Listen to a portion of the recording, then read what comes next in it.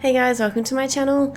I'm Lisa, and in this video we're going to talk through how I've completed this monkey with colour pencils.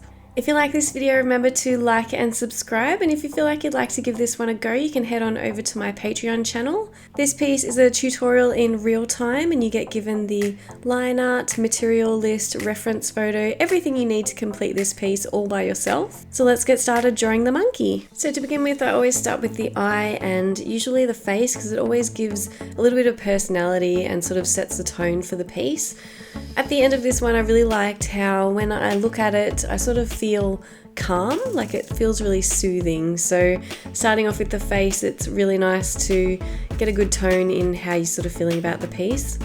So for the base layer for the face on this one, I'm using the warm grey one, and the pink colour that I'm using is the coral. Also to go with that, I'm using the burnt ochre, which is the orange colour, and this paper is Saunders Waterford paper, and because I'm not using any liquid solvent, I'm using the warm grey one to sort of blend all of the colours down and make sure there's no sort of grain of the paper that you can see. The brown colours that I'm using is the burnt sienna, walnut brown, and going up to the warm grey 5 for the darker colours, and then adding in some black in the very, very darkest shadows. So for this piece, I thought I would do the face, and then I was going to get started with the fur, but then I thought I'll put in the ear and then I can sort of connect it all up. So when putting in the ear, I did use an embossing tool, which is just a sort of metal object that you use to indent the paper, so I could keep some of those really white furs coming off the ear visible. So for the fur on the top of the head and around the head, I used a base of the warm grey one and then started to build up the light yellow ochre, burnt ochre, bista, raw umber, which is a really good brown yellow sort of tone, and then start to get darker with the walnut brown, and then in the very darkest sections the black. So in the tutorial on Patreon, I go into a lot of detail of how to do this sort of texture, because it can be very tricky and it does take a long time to sort of build up the tone. So as you go through and start to add in the different layers, you sort of think that it's not working out, but you just need to persist and keep going. Make sure to study your reference photo, pay attention to the way that the fur is going around the head, and make sure you're putting your pencil strokes in that direction, and also the length of the fur. So you don't want to be going in putting too longer strokes in the top of the head because it is very short fur here. So then moving on to the hand, I sort of went through with a base of the warm grey one, started to work up the colours that we have in the top of the head. So the same thing like the coral, light yellow ochre, burnt ochre, the raw umber, and also starting to get darker with the warm grey 3, warm grey 5, and then always the darkest sections you're putting in the black. So when moving on to fur like this, I just go through and pick sort of clumps of hair or sections of the body. So this section I'm working on the arm and a little bit of the chest of the monkey. When I'm working on such a big patch of fur, it does take a really long time to get it to the place where you're going to be happy with it, but you just need to keep persisting and going through, and sometimes when you think you're done, you can sort of stop there, move on to another section, and you can always come back to this and just add more if you need to.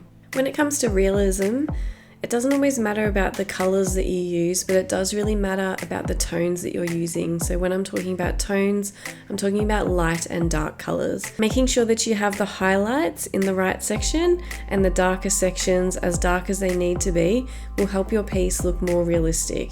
This is why when you sort of do charcoal or black and white pieces, it looks quite realistic because all you need is dark and light tones to make something look realistic.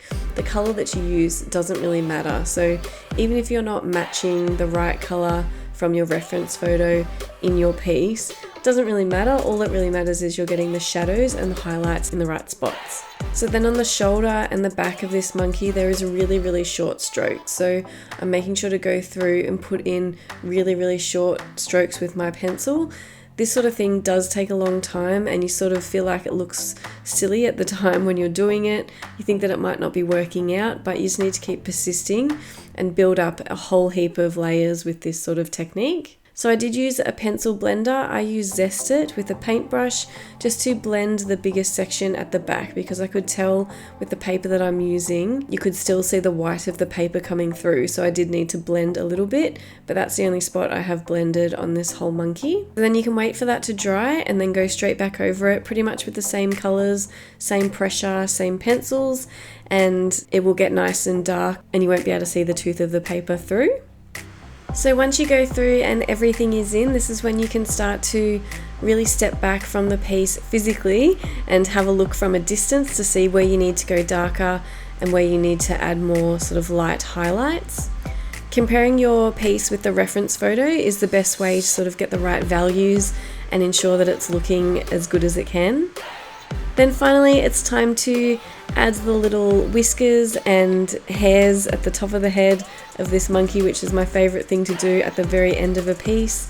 I really hope that you like this video. Remember to like and subscribe. You can check this out on my Patreon channel. Let me know in the comments if you like this one, and I'll see you in the next video. Thanks, guys.